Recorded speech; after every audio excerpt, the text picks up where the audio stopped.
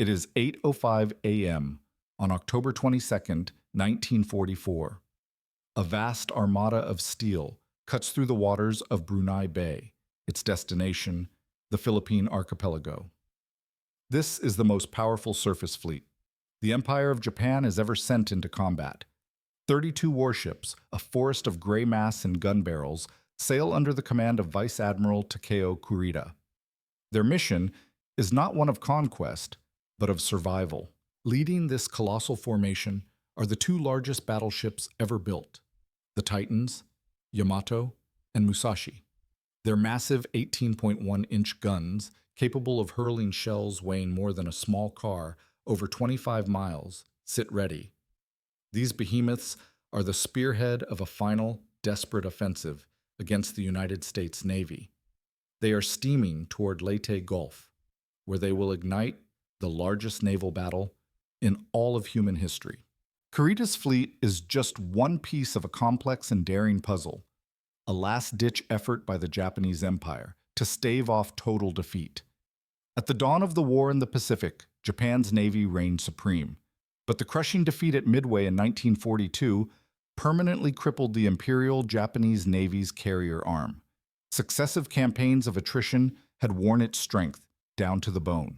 Just 4 months earlier, in June of 1944, what remained of Japan's naval aviation was annihilated during the Battle of the Philippine Sea. Though most of Japan's remaining carriers escaped, they were now hollow shells, their air wings virtually non-existent.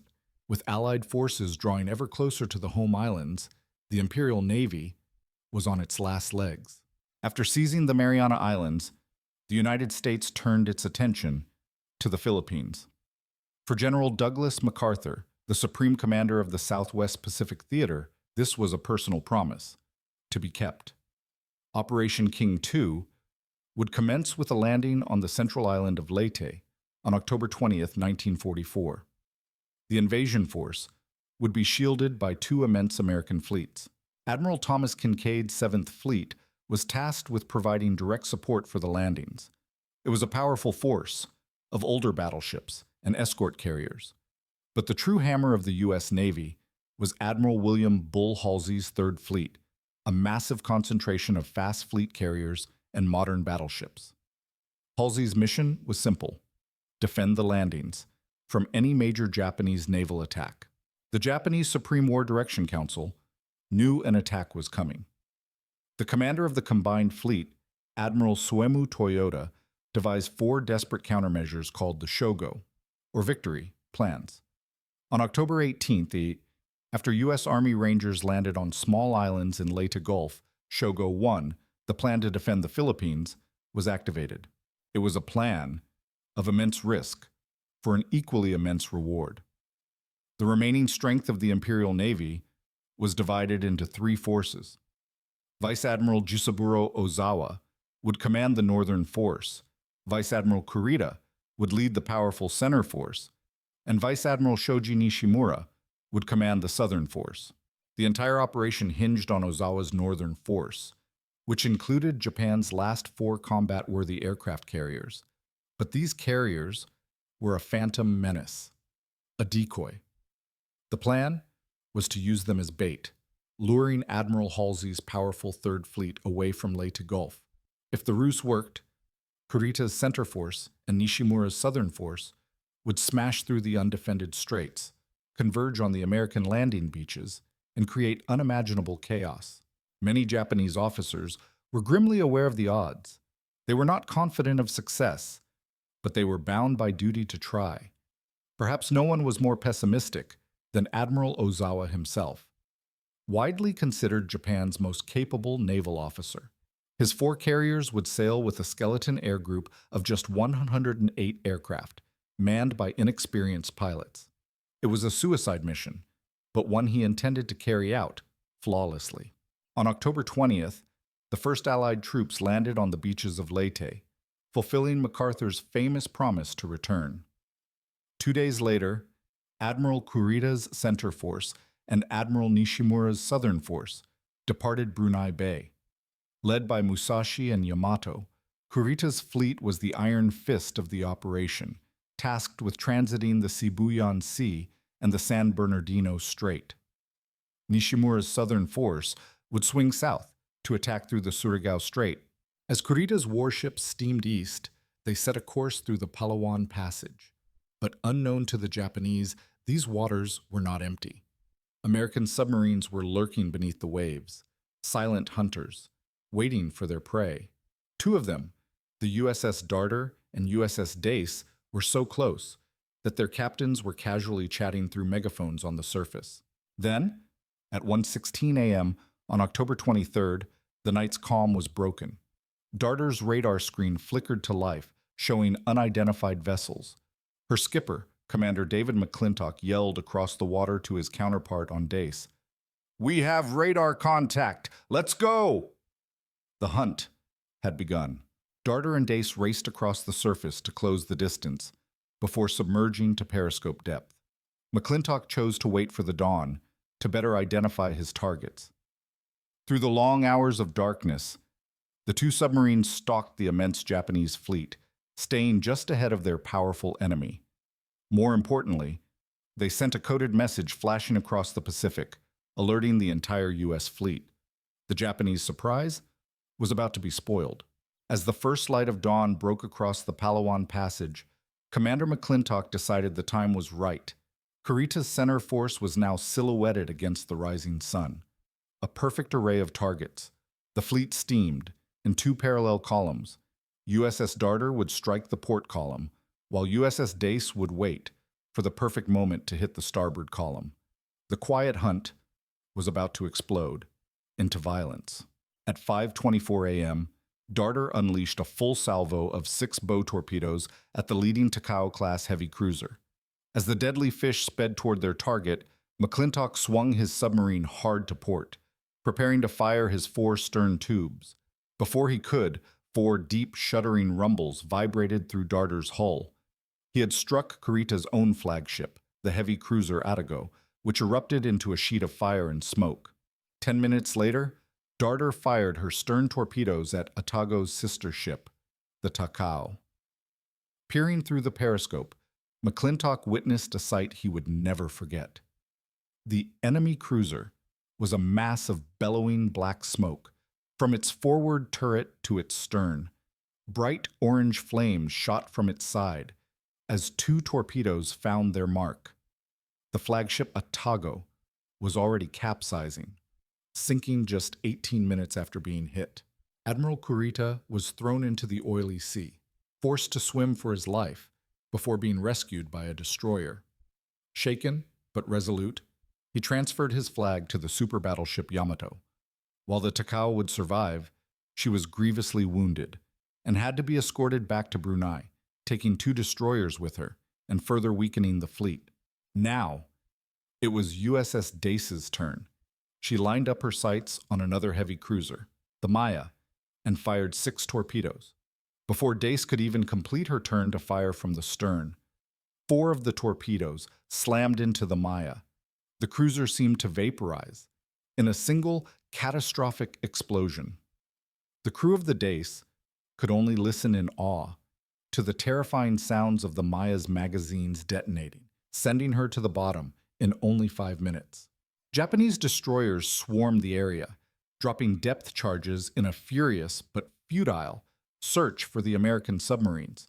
Both Darter and Dace slipped away without a scratch. The Battle of the Palawan Passage was a stunning American victory. 2 Japanese heavy cruisers were sunk, and a third was crippled. Over 1,000 Japanese sailors were dead, and Operation Shogo 1 was off to a disastrous start. Though his force had been bloodied before the main battle had even begun, Admiral Kurita pressed on, ordering his remaining warships east into the Sibuyan Sea. The element of surprise was gone. Early that morning, on October 24th, the submarine contact report reached Admiral Halsey aboard his flagship. The Third Fleet, the most powerful naval force on the planet, prepared for battle. At 6:00 a.m., Vice Admiral Mark Mitcher, commander of the legendary Task Force 38, launched scout aircraft to pinpoint the Japanese fleet. Mitcher was still furious. that the bulk of the Japanese Navy had escaped destruction at the Battle of the Philippine Sea. He and Halsey were obsessed with finishing the job, once and for all. At 7:46 a.m., a scout plane from the USS Intrepid spotted the wakes of large ships south of Mindoro Island. Kurita's center force had been found again. But on this day, the Japanese would strike first. Starting at 8:00 a.m., the ships of Rear Admiral Frederick Sherman's Task Group 38.3 began detecting waves of unidentified aircraft, approaching from the west. These were not carrier planes, but land-based aircraft, from airfields on Luzon. A frantic call went out across the fleet. "Hey, Rube!" It was the signal for an imminent enemy air attack. The combat air patrol of 12 Hellcat fighters protecting the task group was rapidly reinforced by 42 more fighters, from the carriers Lexington, Langley, Princeton, and Essex. Among them were 7 Hellcats from Fighter Squadron 15, taking off from the deck of the Essex. They were led by Commander David McCampbell, who had already shot down 21 enemy planes in the Pacific War. McCampbell led his small flight to intercept the third and largest wave of 60 Japanese aircraft. The other American fighters moved to engage the first 2 waves. At 8:33 a.m., McCampbell's squadron saw them. Approximately 30 Japanese Zero and Oscar fighters were flying high cover at 14,000 feet, while bombers and torpedo planes flew below. McCampbell's 7 Hellcats were outnumbered almost 9-1. What would you do in such a situation? McCampbell coolly directed a pair of his fighters to attack the bombers, while he and the rest climbed to engage the escorting fighters. But a miscommunication sent 5 of his planes diving toward the bombers instead. Suddenly, McCampbell and his wingman, Lieutenant Roy Rushing, were left completely alone to face a sky full of enemy fighters. Undaunted, the 2 American pilots climbed to 25,000 feet, positioning themselves above the Japanese formation. They dove down with breathtaking speed, catching the enemy pilots completely by surprise. The Japanese formation, seemingly leaderless, broke in panic, exposing their tails to the 2 Hellcats. McCampbell and Rushing went to work, and the sky began to fill with smoke and falling wreckage. One after another, Japanese fighters were set on fire, plummeting into the sea below. After only a few minutes, McCampbell had shot down 4 planes, while Rushing claimed 2. The Japanese pilots, finally regaining their composure, formed a defensive formation known as the Luff-Berry Circle. The Zeros and Oscars created a large rotating circle, allowing them to provide mutual fire support for each other. The 2 Hellcats tried to break the formation, but were driven off, so they simply climbed, circling high above their enemies, waiting. As McCampbell would later put it, "We climbed to light a cigarette and await further developments." They knew the Japanese fighters were low on fuel and would eventually have to break formation and run for home. Meanwhile, the other 5 Hellcats from their squadron had successfully forced the Japanese bombers to retreat, picking them off one by one. Eventually, as predicted, the defensive circle broke apart as the Japanese fighters made a dash for Luzon. Strung out and vulnerable, they were pounced on again by McCampbell and Rushing, now joined by a 3rd Hellcat. The result was a slaughter. McCampbell shot down another 5 fighters, bringing his total for the day to an astonishing 9 kills. Rushing ended the dogfight with 6 kills. Altogether, the 7 Hellcats of VF-15 destroyed 24 of the 60 enemy aircraft, along with the 5 planes he had shot down during the Great Marianas Turkey Shoot. Commander McCampbell became the only American airman in history to achieve Ace-in-a-Day status twice. For his incredible heroism, he would be awarded the Medal of Honor. Across the fleet, the other American fighter pilots were just as successful, turning back the Japanese raids with minimal losses. It seemed as though Task Group 38.3 would escape the day, completely unscathed. But in the chaos of battle, it only takes one. Just as the American fighters were returning to their carriers at 9:38 a.m., a single Judy dive bomber broke through the cloud cover, catching the fleet's anti-aircraft gunners completely by surprise. The Judy dove on the light carrier USS Princeton. It dropped its single 550-pound bomb, which struck the carrier with incredible precision. The bomb sliced through 4 decks and exploded deep inside the ship's bakery. The blast ignited aviation fuel in the hangar bay, which, in turn, detonated stored aerial torpedoes. Massive fires erupted, gutting the ship from the inside out. Despite the inferno, the Princeton's crew fought heroically to save their ship. The light cruiser USS Birmingham pulled alongside, its own crew manning fire hoses to help battle the blaze. For now, the Princeton was still afloat. 30 minutes earlier, as the dogfights raged, the carriers USS Intrepid and USS Cabot had launched their own strike. After Admiral Halsey received the report of Kurita's fleet sailing through the Sibuyan Sea, he flashed a short, brutal order to his task group commanders. Strike. Repeat. Strike. Good luck. However, the Third Fleet's carriers were too spread out to launch a single, coordinated hammer blow. Instead, the task groups would attack center force in waves throughout the day. At 10:26 a.m., the first wave of 45 aircraft from Task Group 38.2 located the main enemy fleet. The weather was perfect, visibility was unlimited, and there were no Japanese fighters in sight. Below them, Kurita's battleships and heavy cruisers sailed in 2 columns, screened by destroyers. As the Helldivers and Avengers began their screaming dives, they were met by a storm of anti-aircraft fire. The sky turned black and red with flak, especially from the Yamato and Musashi, which together boasted over 300 anti-aircraft guns. The 2 super battleships also fired their enormous main guns, not at ships, but at the aircraft. They used special Sanshiki shells, which were designed to explode in midair and shower the sky with shrapnel and incendiary pellets. But the projectiles were slow, and their fuses unreliable. The American pilots came to view the enormous black puffs of smoke as little more than amusing fireworks. Undeterred by the wall of fire, the American planes pressed the attack. 8 Helldivers targeted the Musashi.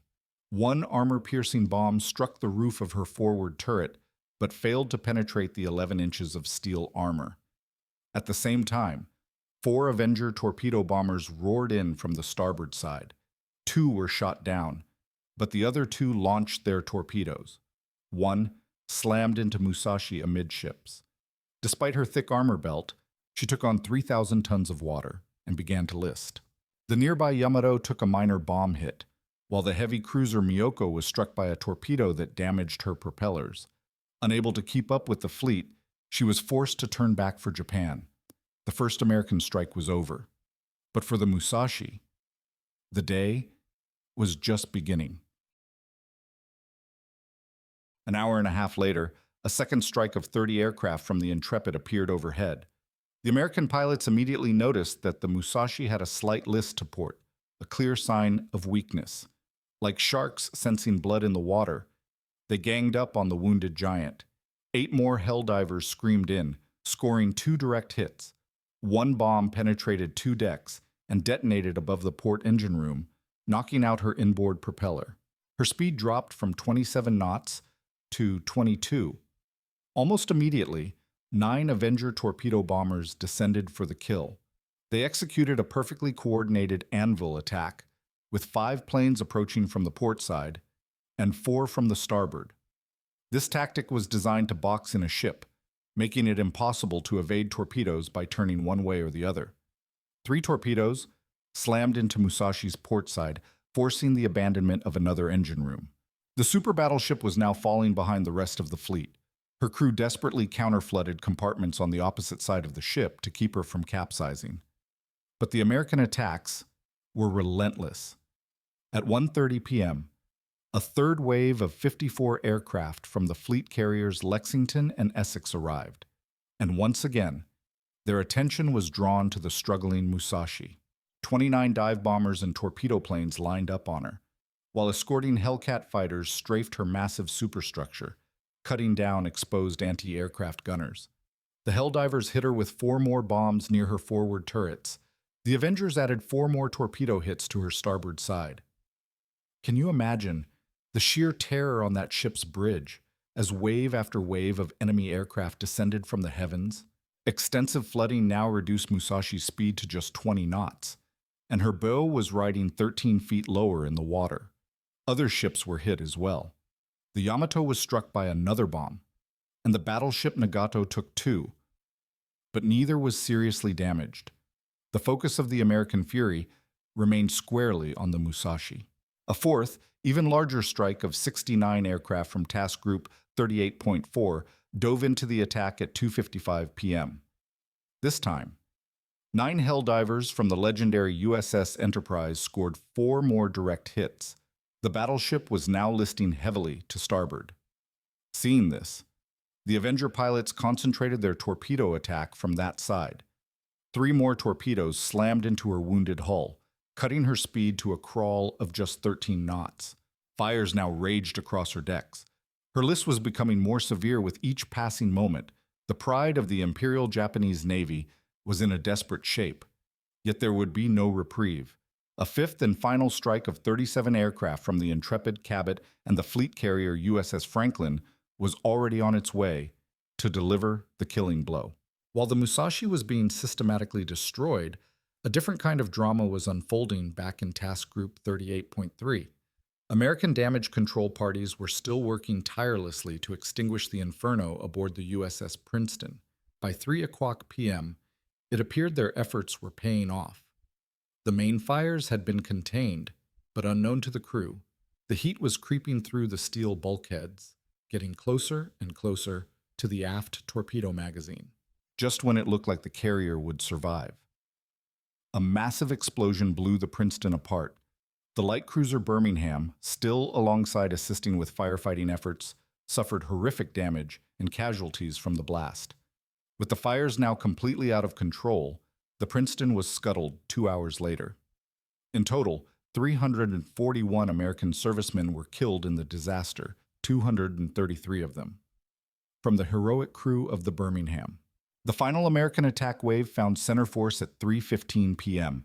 The strike aircraft immediately went to work, pounding the crippled Musashi. Though heavy anti-aircraft fire shot down 3 Avengers and 3 Helldivers, the rest lined up to finish her off. 12 Helldivers planted 7 more bombs on her deck. The 9 Avengers, taking advantage of her drastically reduced speed, scored an incredible 8 more torpedo hits. By now, the super battleship had absorbed a level of punishment that no ship in history had ever endured. At least 17 bomb hits and 19 torpedoes. It was a testament to her construction that she was still afloat at all. The U.S. strike group withdrew, their work done. Admiral Kurita, seeing the stricken Musashi as a lost cause, made the grim decision to leave her to her fate.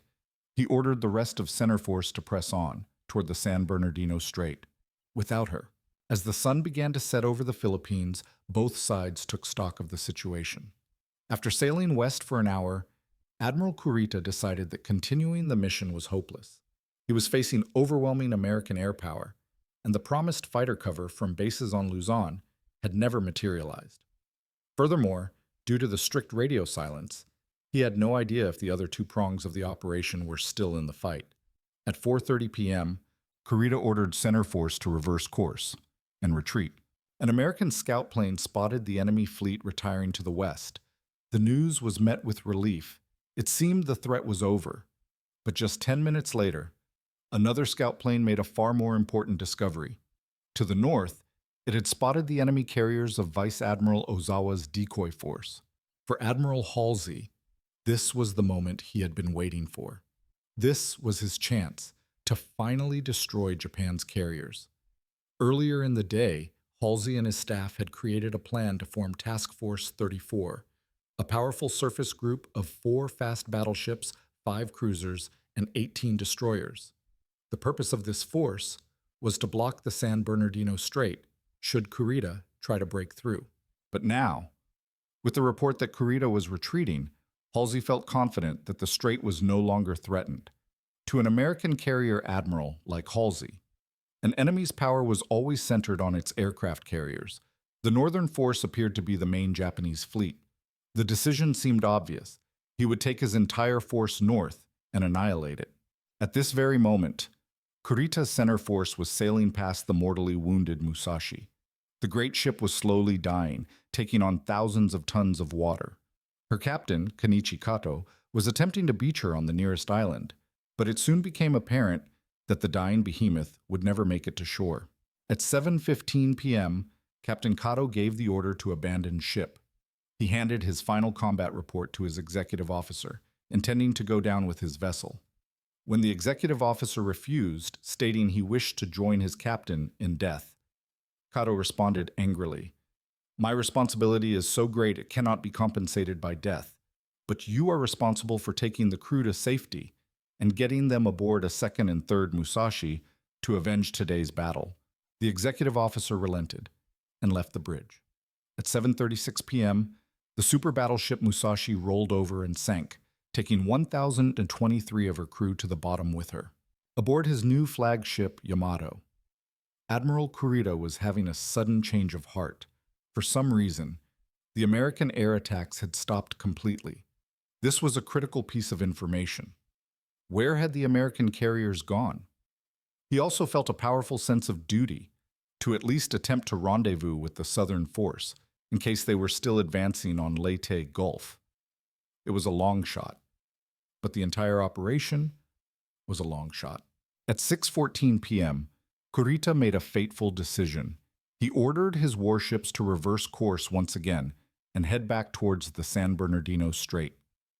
Even without the Musashi, Center Force was still the most powerful surface squadron in Japanese naval history. They steamed east into the darkness, hoping to finally put the massive guns of Yamato and the 3 remaining fast battleships to good use. 250 miles to the southeast, the Southern force under Admiral Nishimura was approaching the Surigao Strait as night fell over the Philippines. Beyond that narrow channel lay the vulnerable American landing beaches. With the battleships Fuso and Yamashiro leading the way, Nishimura's formation was a formidable opponent. What Nishimura didn't know was that he was sailing directly into a perfectly laid trap. Waiting for him in the darkness were 6 U.S. Navy battleships and scores of cruisers and destroyers. The last naval battle ever to be fought with the guns of battleships was about to begin. On the bridge of the battleship Yamashiro, Vice Admiral Shoji Nishimura watched as his 30,000-ton dreadnought rounded the southern tip of Panon Island. It was 10:50 p.m. on October 24th. Joining Yamashiro was her sister ship Fuso, the heavy cruiser Mogami, and 4 destroyers. Suddenly, lookouts heard the growl of small boat engines in the darkness ahead. The Japanese sailors opened the shutters on their searchlights, casting powerful beams across the water. There, they saw the tiny silhouettes of 39 American PT boats, racing in for a surprise torpedo attack. The Battle of Surigao Strait had begun. The previous day's fighting had been brutal, but the greatest risks and miscalculations were yet to come. To the north, Admiral Halsey's Third Fleet was racing to intercept what he believed was the main Japanese threat. At 8:22 p.m., he signaled his commanders to pursue Ozawa's carriers. In doing so, he left the San Bernardino Strait, the northern gateway to Leyte Gulf, completely undefended. 2 hours later, Halsey informed Admiral Kinkaid of the 7th Fleet that he was moving north. Now, 7th Fleet would have to fight alone. Kinkaid's force was designed for shore bombardment and close support, not a major fleet action. It lacked the fast carriers of the 3rd Fleet. However, Rear Admiral Jesse Oldendorf's bombardment group included 6 old but powerful battleships, many of them veterans of Pearl Harbor, raised from the mud and hungry for revenge. With Halsey gone, Kinkaid learned that a Japanese squadron was attempting to force its way through the Surigao Strait. He detached Oldendorf's bombardment group and sent them south to block the Japanese path. Critically, Kinkaid had been led to believe that Halsey had left Task Force 34's fast battleships behind to guard the San Bernardino Strait. In reality, Halsey had taken every battleship with him. Kinkaid's northern flank was wide open, and he had no idea. For now, all attention was focused on the south. Oldendorf moved to set a perfect ambush. He knew the Japanese would have to sail through the narrow strait in a single-file line. He could position his own fleet at the top of the strait, in a broad battle line. This classic naval tactic was known as crossing the T, and it would allow every one of his battleships and cruisers to fire their full broadsides, while the enemy could only fire its forward-facing guns. It was a recipe for annihilation. The Japanese commander, Admiral Nishimura, was under no illusions. A scout plane had already reported American warships massing in the strait. He had expected to be reinforced by a second, smaller force under Vice Admiral Shima, but Shima was lagging behind. Nishimura decided not to wait. His only son had been killed 2 years earlier, and many of his officers believed their commander saw this as his chance to join him in death. At just before 11 o'clock p.m., 39 American PT boats launched their attack. Their mission was twofold: to harass the enemy and, more importantly, to report their exact position, speed, and course back to Oldendorf. The small boats slashed through the dark water as Japanese warships lit up the night with star shells and searchlights. One PT boat captain radioed what he saw, his voice filled with awe. "My God, there are 2 more big ones." Nishimura's warships opened fire, their shells sending up huge columns of water around the tiny patrol craft. But hitting a small, fast-moving PT boat at night was nearly impossible. Though 10 boats were hit, only 1 was seriously damaged. When they got within range, the PT boats fired their torpedoes and sped back into the darkness. For 3.5 hours, these hit-and-run attacks continued, but no torpedoes found their mark. The Southern force pressed on. Nishimura's luck was about to run out. At 2:30 a.m., Admiral Oldendorf ordered his destroyers into action. The American destroyers were deployed in multiple squadrons, a layered defense designed to tear the Japanese column apart before it ever reached the main battle line. Captain Jesse Coward's Destroyer Squadron 54 went in first, speeding down both sides of the strait. At just before 3 a.m. the Japanese destroyer Shigure spotted them. The battleship Yamashiro's powerful searchlights locked onto the lead American destroyer, the USS Rimi, making her crew feel like trapped animals. The Japanese warships opened fire, their massive guns lighting up the night sky. The American destroyers pressed forward for another 3 minutes, shells splashing all around them. One destroyer captain later wrote of the terrifying experience, "I have never been in a quieter, more tense atmosphere." At 3 o'clock, Squadron 54 launched 27 torpedoes and turned away at flank speed. On the bridge of each destroyer, officers stared at their stopwatches, counting down the seconds. 8 minutes later, 2 torpedoes from the USS Melvin struck the battleship Fuso amidships, destroying her boilers. The stricken battleship fell out of formation, her speed cut in half. 2 minutes later, a second group of destroyers fired their torpedoes. The destroyer Yamagumo took 2 hits and was vaporized in a magazine explosion. Only 2 of her 200 crewmen survived. The destroyer Michishio was left dead in the water, while the Asagumo had her bow blown off but managed to limp away. 1 torpedo struck the battleship Yamashiro near her aft turret magazine, cutting her speed in half. But a far worse fate was about to befall the Fuso. As the damaged battleship retreated, she was being shadowed by 2 PT boats reporting her position. At 3:38 a.m., the waters of the Surigao Strait were suddenly illuminated by a tremendous explosion. Lookouts on the American battleships, 25 nautical miles away, were stunned by the ball of fire that rose into the night sky. No one knows exactly what caused the final blast, but the battleship Fuso broke in 2 and sank in just 12 minutes. Of the 1,630 sailors aboard, only 10 survived. Unaware of the disaster that had just befallen his flagship's sister ship, Admiral Nishimura tried to radio the Fuso, but received no reply. Still, he pressed onward through the narrow waters of the strait, hoping that Admiral Shima's force would soon arrive to help him break through to Leyte Gulf. The wounded and now severely outnumbered Japanese formation staggered forward, straight into the massed guns of 6 American battleships and 8 cruisers.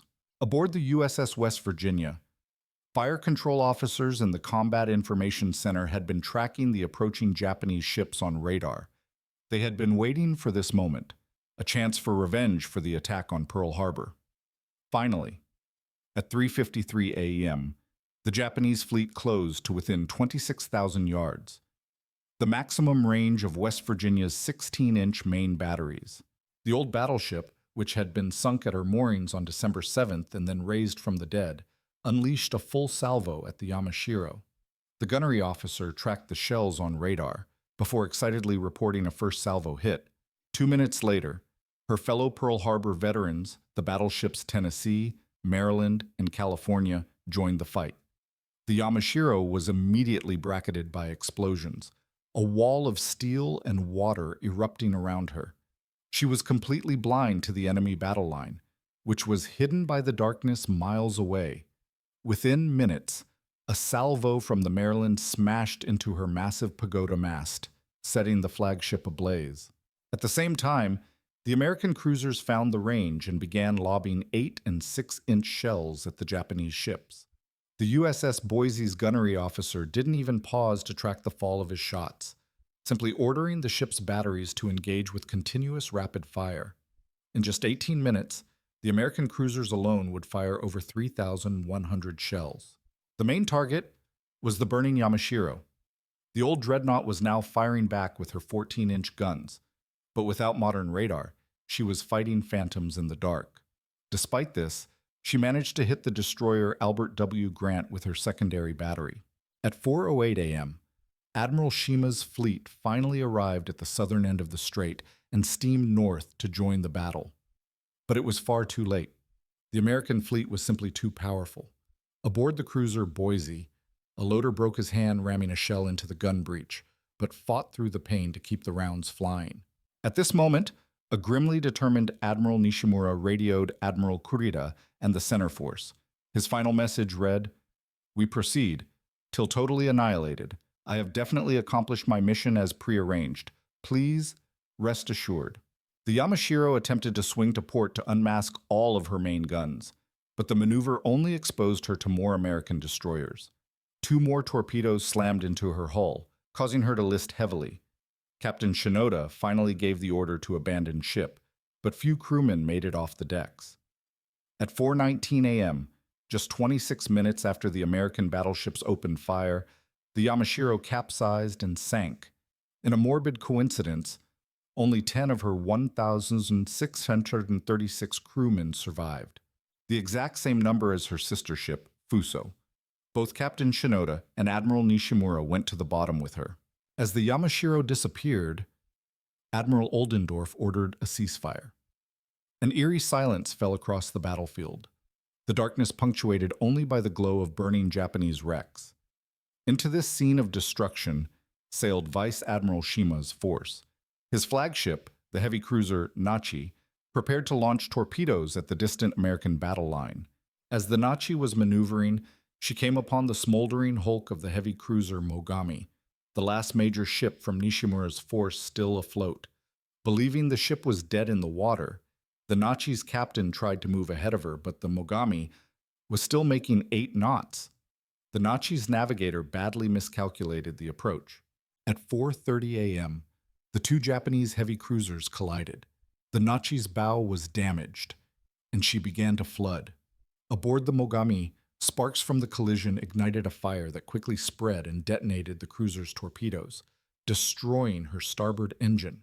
Seeing the utter devastation ahead and unable to raise Admiral Nishimura on the radio, Admiral Shima made the only logical decision.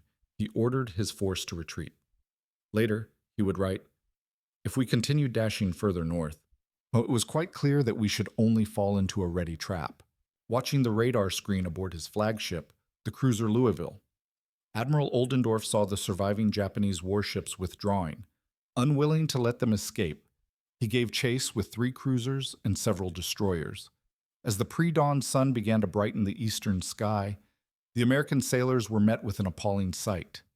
An officer aboard the destroyer USS Benion wrote, "I counted 8 distinct fires, and the oily surface of the Gulf was littered with debris and groups of Japanese sailors who were clinging to bits of wreckage." After 45 minutes, Oldendorf's force caught up with the crippled heavy cruiser Mogami and the destroyer Asagumo. The American cruisers opened fire, focusing on the Mogami. The heavily damaged ship took more than 10 direct hits, but stubbornly refused to sink. Her commander managed to throw off his pursuers with a sudden course change, but her fate was sealed. 3 hours later, her engines failed, and she was later scuttled by her crew after being bombed by American aircraft. The Asagumo met a similar end. While she was attempting to flee, American cruisers and destroyers closed in. A short duel broke out, but the Japanese destroyer was already doomed. By 7:21 a.m., her bow was awash, but her 5-inch guns continued to fire defiantly. A minute later, she slipped beneath the waves. With no more targets in range, Oldendorf's ships steamed south, their passage taking them through scores of Japanese survivors bobbing in the oily water. The American ships offered rescue, but almost all of them refused to grab a line. The captain of the destroyer USS Daly later recalled, "Hundreds of survivors were reported in the water, almost all of whom refused to be rescued and were left to their fate." Some of the Japanese sailors who managed to swim to the nearby islands of Leyte or Dinagat were met with a terrible end. They were hunted down by Filipino guerrillas, who took vengeance for the brutal Japanese occupation of their homeland. The sailors were massacred with bolo knives. By late morning on October 25th, the Battle of the Surigao Strait was over. The last battleship on battleship action in naval history was a decisive, crushing victory for the U.S. 7th Fleet. Of the 2 battleships, 1 heavy cruiser, and 4 destroyers that composed Admiral Nishimura's southern force, only a single destroyer, the Shigure, survived the engagement. While no definitive number exists, it is believed that over 3,500 sailors of the Imperial Japanese Navy perished. In contrast, the Americans suffered just 39 men killed and 114 wounded. The destroyer Albert W. Grant was the only U.S. Navy vessel seriously damaged. The southern prong of Operation Shogo 1 had been completely and utterly wiped out. Far to the north, off the island of Samar, the men aboard the small destroyer escort USS Samuel B. Roberts were jubilant. Nicknamed the Sammy B by her crew, the ship was part of a small task unit designated Taffy 3, which was providing close support for the invasion of Leyte. Sailors on deck could see the distant fireworks of the battle to their south, while men in the Combat Information Center listened to the action unfold on the radio. Amid cheering and applause, the ship's executive officer, Bob Roberts, turned to the skipper, Lieutenant Commander Robert Copeland, and exclaimed, "By God, I think we finally got them!" The Japanese offensive, it seemed, was broken. But unknown to the crew of the Samuel B. Roberts, and to all the men of Taffy 3, the danger was not over. In fact, it was just beginning. At that very moment, the most powerful Japanese surface fleet to ever sail into combat was steaming out of the San Bernardino Strait and heading directly for them. In the morning, Taffy 3 would find itself in one of the most desperate and heroic naval battles in history. At 5:45 a.m. on October 25th, an Avenger torpedo bomber piloted by Ensign Bill Brooks launched from the escort carrier USS St. Lo. His mission was a routine anti-submarine patrol off the island of Samar. The St. Lo was one of 6 small escort carriers, 3 destroyers, and 4 even smaller destroyer escorts that composed the task unit, known as Taffy 3. Commanded by Rear Admiral Clifton Ziggy Sprague, their job was to provide air support for the troops on Leyte. A thick cloud cover obscured the sea, but just after 6:30 a.m., Brooks found a break in the clouds and dove through. What he saw below was completely unexpected. A massive fleet of large warships was steaming directly towards Taffy 3. Believing it must be Admiral Halsey's Third Fleet returning from the north, he remarked to his turret gunner, "Thank God, they're on our side." But the more Brooks studied the ships, the more suspicious he became. There were no large fleet carriers in this formation, and the distinct pagoda-like mass of the battleships looked vaguely familiar, but they certainly were not American. Only when he flew closer did the horrifying truth become clear. As if to confirm his realization, black puffs of anti-aircraft flak suddenly exploded around his Avenger. This was a powerful Japanese surface force. Brooks frantically got on the radio to warn Taffy 3. His message was filled with a mix of terror and disbelief. Enemy surface force of 4 battleships, 8 cruisers, and 10 to 12 destroyers, sighted 20 miles northwest of your task group and closing on you at 30 knots. The report was relayed to Admiral Sprague aboard his flagship, the USS Fanshawe Bay. Annoyed, Sprague assumed an inexperienced pilot had misidentified American ships. He called down to the Combat Information Center. Airplot, tell him to check his identification. Angered that his warning was being doubted, Brooks dove his plane to just 2,000 feet, directly over the enemy fleet. He weaved through a storm of flak as his radio man snapped pictures of the super battleship Yamato below. He got back on the radio, his voice sharp with urgency. I see the pagoda masts. I see the biggest red meatball flag I ever saw, flying on the biggest battleship I ever saw. At the same moment, radiomen in Taffy 3 began picking up Japanese transmissions. The distant puffs of flak harassing Brooks's plane were now visible on the horizon. There was no longer any doubt. How was this possible? How could the most powerful surface fleet in the Japanese Navy appear out of nowhere, completely undetected? The answer, lay in a perfect storm of miscommunication, faulty assumptions, and a deeply flawed command structure. Admiral Halsey and his Third Fleet answered to Admiral Chester Nimitz in Pearl Harbor. Admiral Kinkaid and his Seventh Fleet answered to General MacArthur. As a result, the two admirals rarely communicated directly. When Halsey decided to chase the decoy carriers north, Kinkaid only found out by intercepting Halsey's messages to Nimitz. To make matters worse, Halsey had created Task Force 34, a powerful battle line of his fast battleships. Kinkaid, and indeed many admirals across the Pacific, assumed Halsey would detach this force to guard the San Bernardino Strait. But Halsey never did. He took the entire Third Fleet north with him, and he never clearly informed Kinkaid of this critical decision. Now, because of that decision, the gate was wide open, and Kurita's center force had just walked right through it. Aboard the Yamato, lookouts spotted the American carriers. They misidentified the small escort carriers of Taffy 3 as a full task force of large Essex-class fleet carriers. Admiral Kurita could hardly believe his luck. He thought he had stumbled upon the main American carrier force, the prize he had been sent to destroy. Below decks, gun crews worked feverishly to load massive 18.1-inch armor-piercing shells into Yamato's main battery. On the bridge of the Fanshawe Bay, the mood was one of stunned disbelief. Admiral Sprague knew his ships stood no chance. The Yamato alone displaced nearly 70,000 tons, almost as much as every ship in Taffy 3 combined. His jeep carriers were slow, unarmored, and intended only to hunt submarines and support ground troops.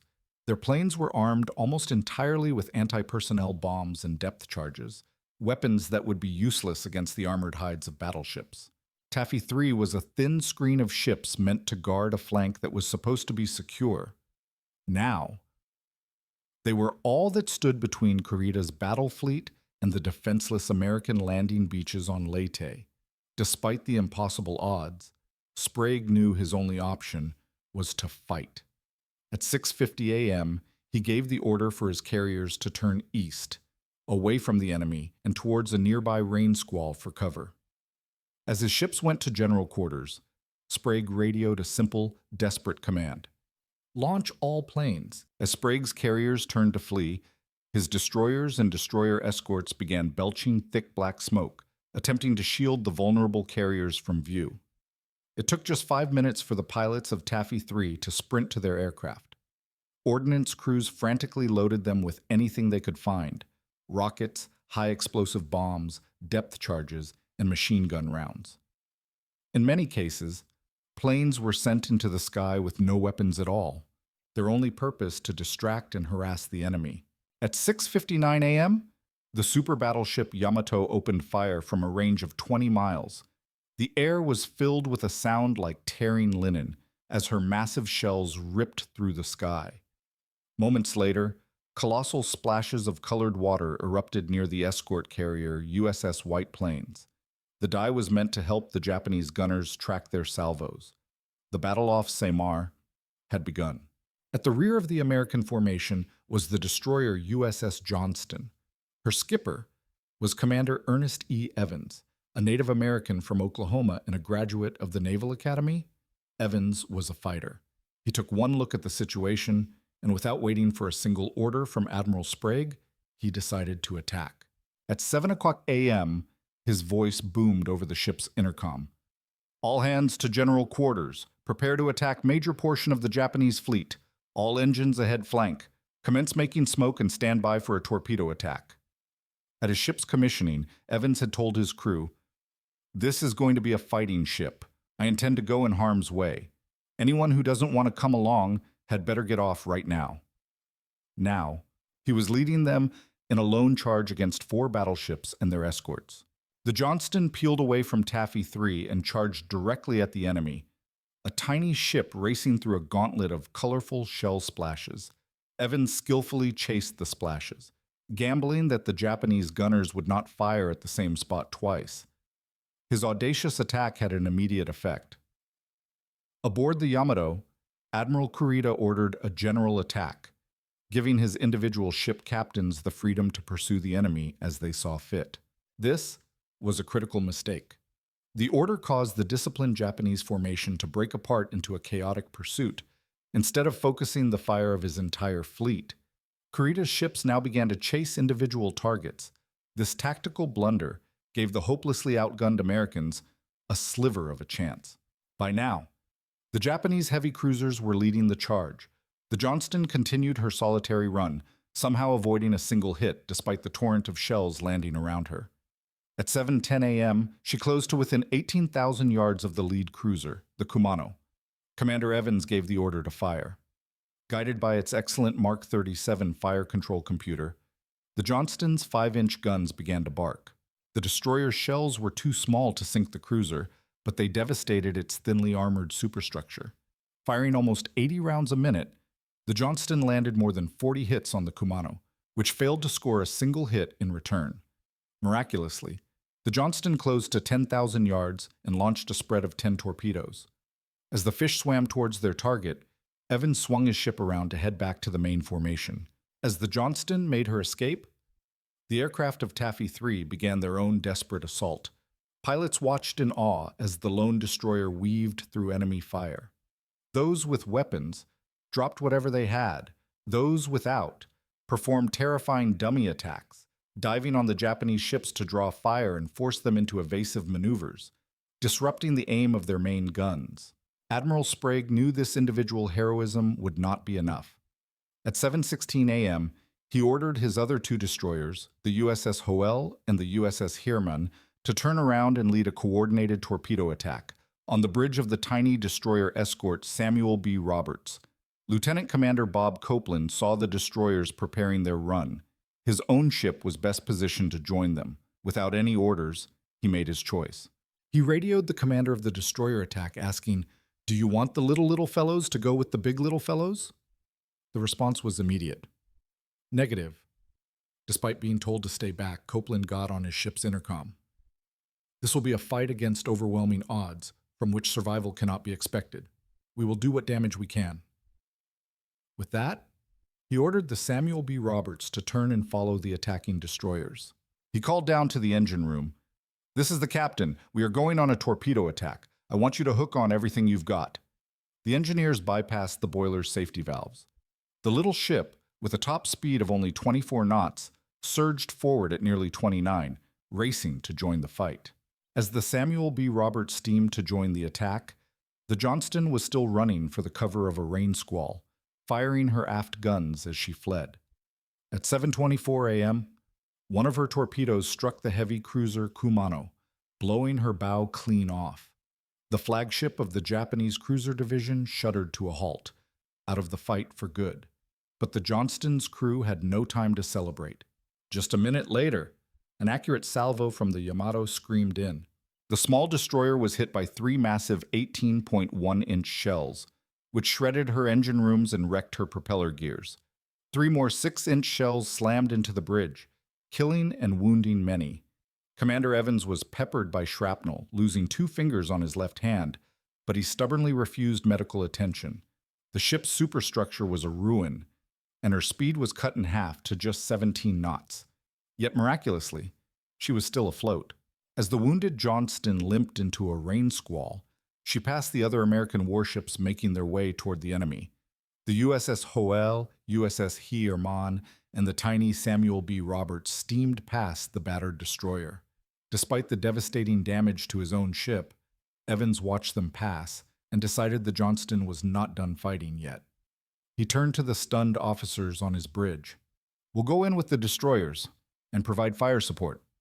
His gunnery officer, Robert Hagan, thought to himself, "Oh dear Lord, I'm in for a swim."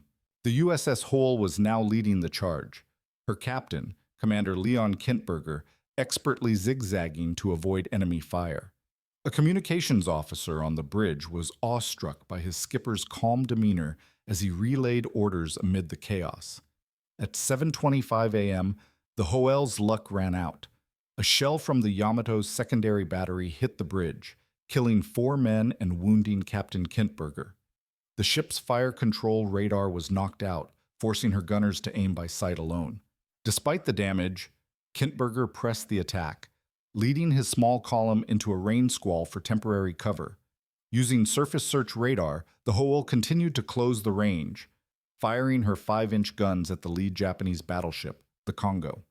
The small destroyer dueled with the 37,000-ton behemoth, and at 7:27 a.m., she fired 5 torpedoes at the Japanese cruiser column. But at this close range, the Japanese gunners were finding their mark. The Hoel took several direct hits. The most serious one knocked out her steering. The helmsman reported that the rudder no longer answered. The destroyer began an irreversible turn to port, circling uncontrollably. Knowing his ship was dying, Kintberger ordered the crew to prepare to fire their remaining torpedoes, hoping he could line up one last shot before it was too late. In the skies above, American pilots continued their relentless assault, regardless of whether their weapons were effective. A pilot from the USS Fanshawe Bay, Lieutenant Thomas Hudner, made several attack runs until his Avenger was empty of ammunition. With nothing left to shoot, Hudner made another pass and hurled whatever he had in his cockpit at the Japanese ships, including a clipboard and an empty Coke bottle. Another pilot, Lieutenant Earl Archer of the USS Kalinin Bay, had also run out of ammunition but went in for a dummy torpedo run anyway. As he pulled up over the superstructure of a Japanese battleship, he could see the dumbfounded faces of the officers on the bridge, so he pulled out his .38 caliber service revolver and fired at them as he flew past. These desperate, seemingly suicidal attacks were having a major impact. The Japanese ships were forced into constant evasive action, throwing off their aim and preventing them from concentrating their fire. The Japanese operations officer, Commander Toshikazu Otani, would later write, "The attack was almost incessant. The bombers and torpedo planes were very aggressive and skillful. The coordination was impressive. Aircraft from 2 other nearby escort carrier groups, Taffy 1 and Taffy 2, were now arriving to join the fight. The smoke, rain, and constant attacks were reducing visibility and sowing confusion among the Japanese fleet. The heavy cruiser division had nonetheless closed to within 8 miles of Taffy 3's carriers. A gunnery duel was about to begin." Aboard his flagship, Admiral Sprague had a crucial decision to make. His current course was taking his carriers further away from any potential help from the south.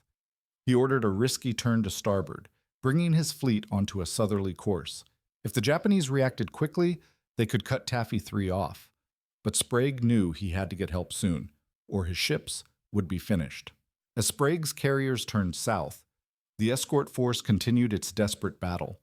The crippled USS Hoel was still staggering back into torpedo range, engaged now by both the Yamato and the fast battleship Haruna. The destroyer was pounded by Japanese fire, taking more than 40 direct hits from shells of all calibers. Realizing it was now or never, Captain Kintberger gave the order to fire the ship's last 5 torpedoes. They leapt from their tubes at 7:50 a.m. and sped towards the mighty Yamato. Lookouts on the super battleship spotted the incoming torpedoes.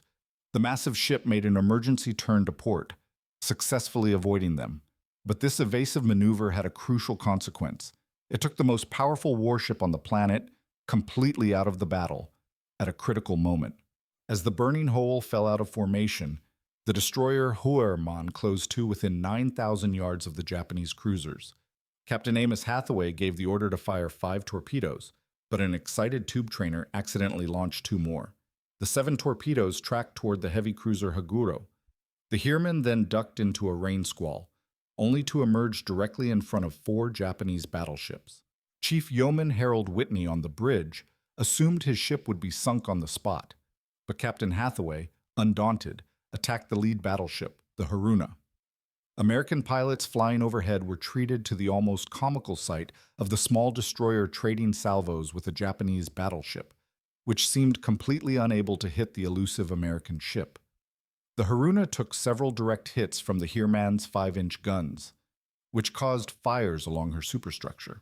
Once in range, the Heermann launched her last 3 torpedoes and sped away.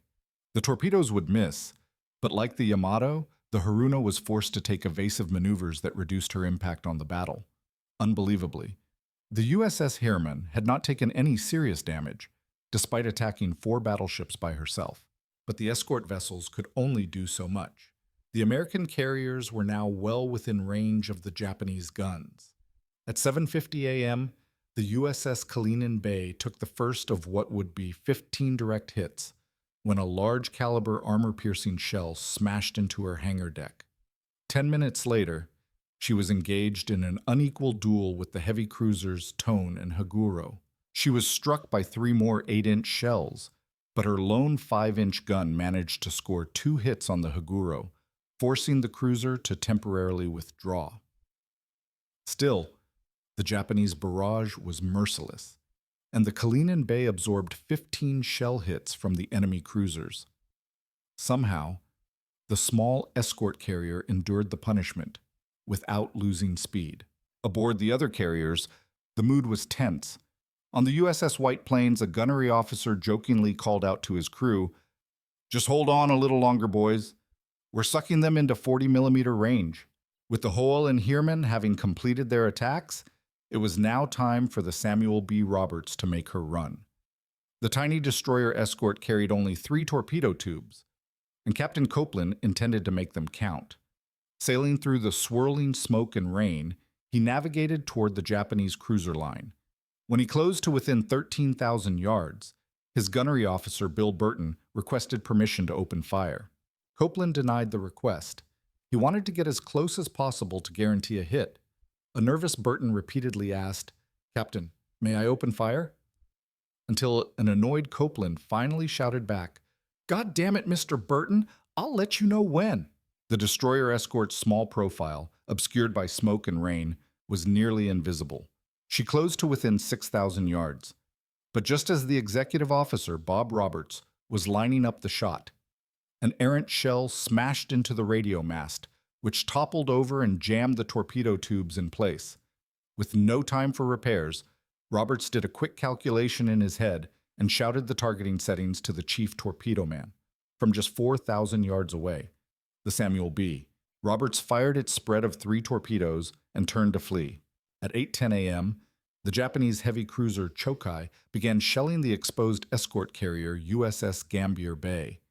Spotting this through the smoke, Captain Copeland of the Samuel B. Roberts turned to his gunnery officer and finally gave the order he had been waiting for. "Mr. Burton, you may open fire." The destroyer escort's 2 5-inch guns erupted, and a completely unequal duel began. For the next 35 minutes, the tiny Samuel B. Roberts peppered the Japanese heavy cruiser's superstructure, firing so rapidly that the gun barrels began to glow. Incredibly, the Chokai simply could not hit the small and nimble American ship, which skillfully avoided its salvos. Just to the north, the battered USS Johnston was doing its best to catch up to the fight. Emerging from a squall, she found herself right in front of the battleship Haruna. Unwilling to shy away from a fight, Commander Evans engaged the massive warship, sending 30 shells her way in just 40 seconds. Just like before, the Haruna proved incapable of hitting the Johnston, even though she was steaming at half speed. But Evans's attention was drawn to a more urgent problem. The USS Gambier Bay was being pummeled. When the main body of Taffy 3 had turned south, the Gambier Bay found herself on the exposed flank of the formation. She took a direct hit at 8:20 a.m., which flooded her forward engine room, cutting her speed to just 11 knots. She quickly fell behind the rest of the carriers. as Japanese warships moved in for the kill. The Johnston broke off her engagement with the Haruna and steamed as fast as she could to save the embattled escort carrier. Closing to within 6,000 yards, Evans pointed at the heavy cruiser Haguro. "Commence firing on that cruiser," he ordered his gunnery sergeant. "Draw her fire on us, and away from the Gambier Bay." The Johnston lobbed salvos at the Haguro, scoring several hits, but the Japanese cruiser captain ignored the pesky destroyer and focused on wrecking the much larger carrier. The Japanese gunners had also finally switched from armor-piercing to high-explosive rounds, which were far more devastating to the thinly armored escort carriers. The Johnston tried in vain to attract attention, until a new, even greater threat materialized. 4 Japanese destroyers, led by the light cruiser Yahagi, were approaching to flank Taffy 3 and cut off their line of retreat. They were lining up for an attack run with their dreaded long-lance torpedoes, weapons with a much longer range and larger warhead than their American counterparts. Seeing he could do little more for the doomed Gambier Bay, Evans decided to focus on this new threat. For the 3rd time in this battle, the battered destroyer charged multiple enemy ships by herself. Evans intended to cross the Japanese T, bringing his full broadside to bear as the enemy column approached. The single American destroyer and the 5 Japanese warships exchanged salvos, with both sides scoring hits. But in a moment of unbelievable audacity, it was the Japanese who broke first. After taking 12 direct hits from the Johnston, the light cruiser Yahagi turned 90 degrees to starboard and launched her torpedoes at extreme range, before beating a hasty retreat. The destroyer behind her was also hit and withdrew.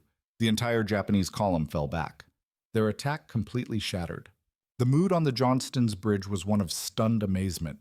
Gunnery Officer Hagen would later recall that Commander Evans, feeling like the skipper of a battleship, was so elated he could hardly talk. He strutted across his bridge and chortled, "Now I've seen everything." The Japanese torpedoes, launched from too far away, were either destroyed by strafing American aircraft or avoided. The destroyer column was out of the fight. But the sacrifice had been immense. At 8:55 a.m., the USS Hole finally sank, taking 253 of her crew with her. And at 9 o'clock a.m., a 14-inch salvo from the battleship Congo screamed in on the wounded Samuel B. Roberts, leaving the destroyer escort dead in the water and sinking. Though water was sloshing around the deck, she continued to fight. In the aft 5-inch gun mount, the crew had fired for so long that the barrel was glowing red-hot. Just as they shoved the second-to-last round into the breech, the shell prematurely detonated in the searing heat. The explosion killed almost everyone inside. Only one man, gunner's mate, 3rd Class Paul Henry Carr, was still alive. Though he was grievously wounded, he refused to leave his post, begging a machinist's mate to help him load the last round. He died of his wounds moments later. At 10:07 a.m., after the crew abandoned ship, the Samuel B. Roberts sank with the loss of 90 men. By 9 o'clock a.m., the heavily damaged escort carrier Gambier Bay had absorbed so much punishment that most Japanese warships ceased fire, content to let her sink on her own. At 9:07 a.m., she capsized and slipped beneath the waves. 147 of her crew were killed. To this day, the USS Gambier Bay remains the only American aircraft carrier in history to be sunk by enemy surface gunfire. With the Johnston, Howell, Gambier Bay, and Samuel B. Roberts all either sunk or sinking, there was now little to stop center force from annihilating the rest of Taffy 3.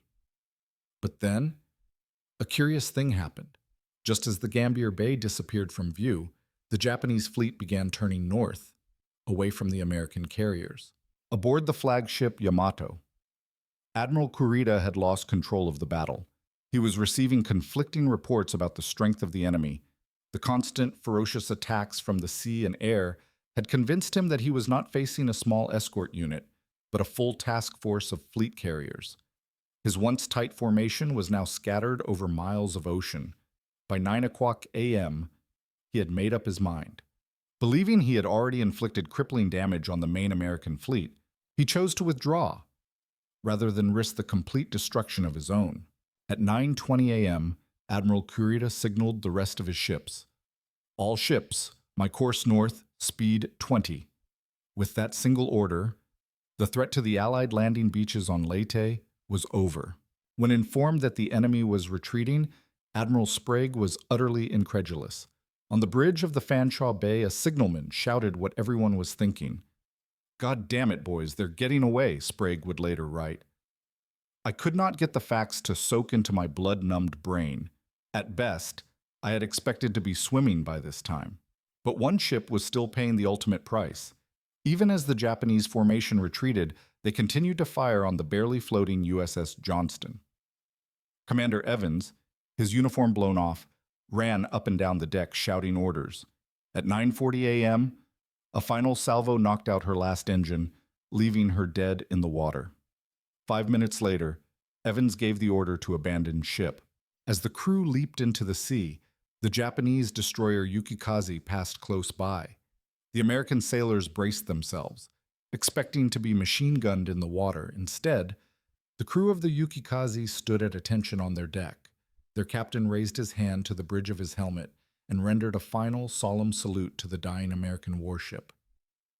25 minutes later, the Johnston sank, taking 186 men with her. Commander Evans was never seen again. For his incredible valor, he was posthumously awarded the Medal of Honor. The battle off Samar is considered one of the greatest upsets in naval history. A small, hopelessly outgunned American unit had turned away the most powerful surface fleet Japan ever put to sea. The cost was high. 2 destroyers, 1 destroyer escort, and 1 escort carrier were sunk. Nearly 2,000 American sailors and airmen were killed or wounded. The Japanese also suffered heavily, losing 3 heavy cruisers. More importantly, they had missed their last best chance to alter the course of the war. While Admiral Kurita has been heavily criticized for retreating when victory was in his grasp, many historians argue that given the chaos and lack of reliable information, his decision was defensible. Far to the north, Admiral Halsey finally did what he had set out to do. His carrier aircraft located and destroyed all 4 of Admiral Ozawa's decoy carriers in the battle off Cape Inganyo. But this victory rang hollow. Upon receiving increasingly desperate messages from Admiral Kincaid, a furious Admiral Nimitz had sent Halsey a terse message.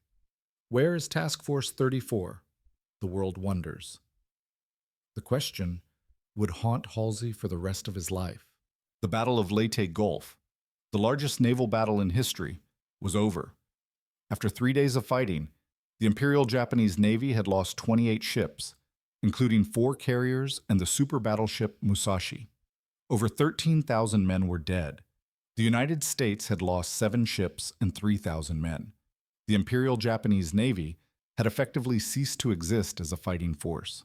The commander of Taffy 3, Admiral Clifton Sprague, would never forgive Halsey. The 2 men later met in person, where Halsey told him, "I want you to know you wrote the most glorious page in American naval history that day." Sprague forever after referred to Halsey simply as the gentleman who failed to keep his appointment that October. Thank you for watching and for staying with us until the end of this story about Battle of Leyte Gulf, 1944 in World War II. Between the Allies is the United States and the Japanese Empire. If we happen to miss or overlook any important detail about this battle, please let us know. Your feedback helps us improve our research and storytelling so that we can bring you even more accurate and engaging historical content in the future. History is not just a collection of facts. I am a history buff. Leave a comment if you are too. Thank you.